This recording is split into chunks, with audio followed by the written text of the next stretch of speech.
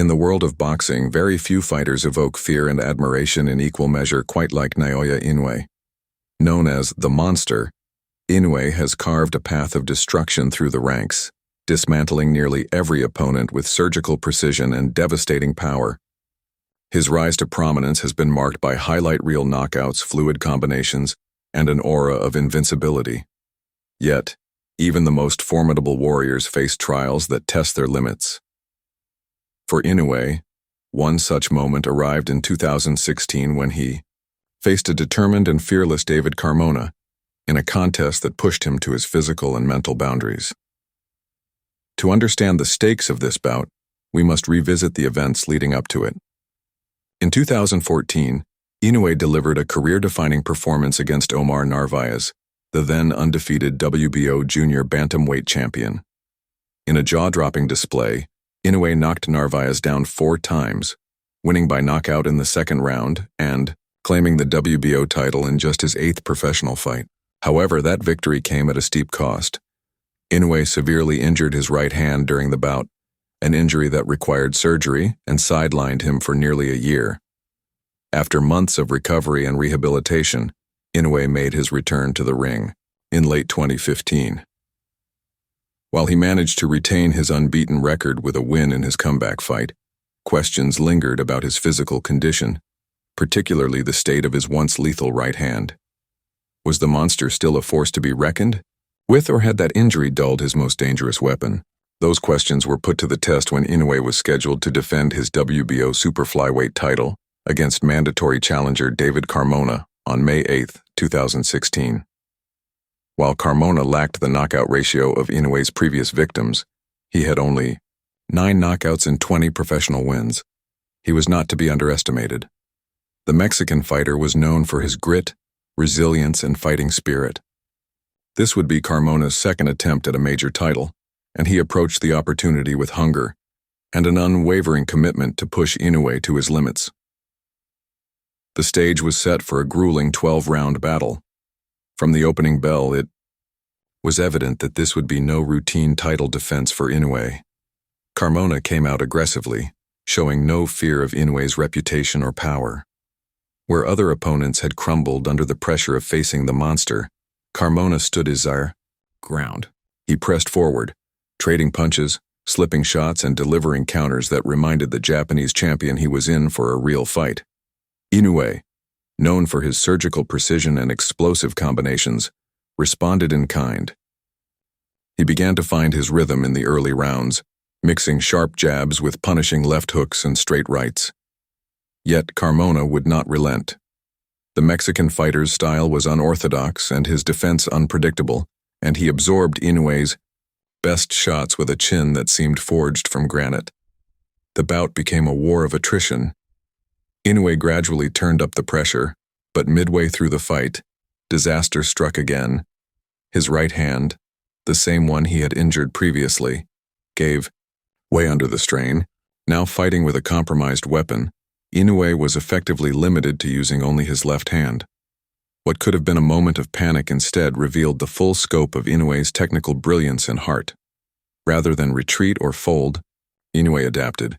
He began throwing crisp left hooks, stepping into his shots with more authority, and using body movement and angles to create openings. He drew on his ring IQ and the advice from his corner, particularly his father and trainer Shingo Inoue, who urged him to focus on body work and precision instead of relying on raw power. Carmona, recognizing the vulnerability, seized the moment and upped his offense. He launched combinations to the head and body, trying to overwhelm the Japanese fighter. But even with one hand, Inoue remained a formidable adversary.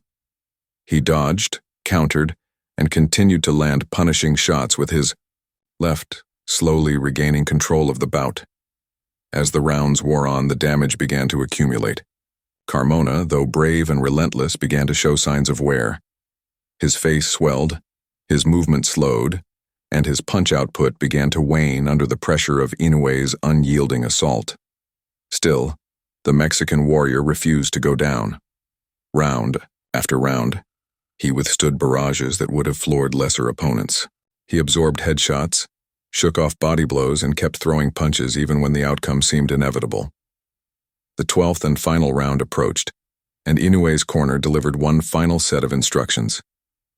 Despite the injury, Shingo Inoue encouraged his son to dig deep, to put an exclamation point on the performance and to target Carmona's body.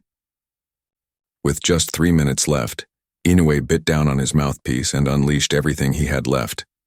He even threw a few rare rights despite the pain, demonstrating just how much he wanted to end the fight on a high note. In that final round, Inoue stunned Carmona with a hard shot that caught him off guard. It wasn't enough for a knockout, but it sealed the deal.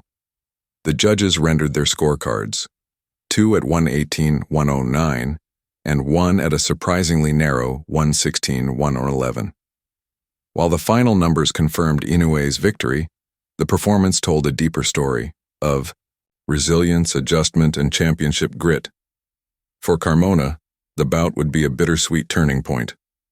Though he lost, he had managed to do what few others had, go the full 12 rounds with Inoue, and even take a few rounds in the process.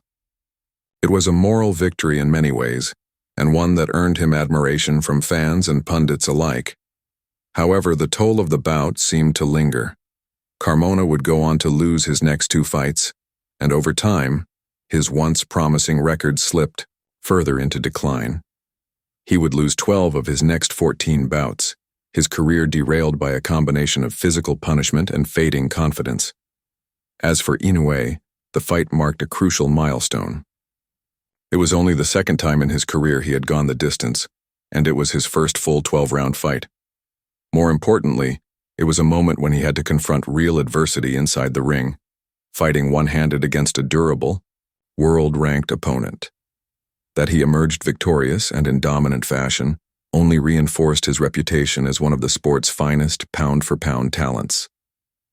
The bout also offered a glimpse into Inoue's deeper qualities, not just his power and speed, but also his ability to think, adjust, and endure. In an era where many fighters crumble at the first sign of discomfort, Inoue showed he could win ugly, that he could fight through pain, and that he could rise above adversity when the situation demanded it. In the years that followed, Inoue would continue his ascent through boxing's ranks, moving up in weight classes and collecting titles across multiple divisions. He added marquee victories over elite opponents and solidified his place among the sport's legends. Yet, for those who followed his journey closely, the battle against David Carmona remains a key chapter, a moment when the monster bled but did not break. It stands as a reminder that even the most dominant fighters are human. They feel pain, they suffer setbacks, they are forced to adapt and overcome, and when they do, they reveal not just their skills, but their souls. Inoue's victory over Carmona wasn't his most spectacular, nor his most celebrated, but it was one of his most important. It proved he wasn't just a knockout artist, he was a fighter in every sense of the word.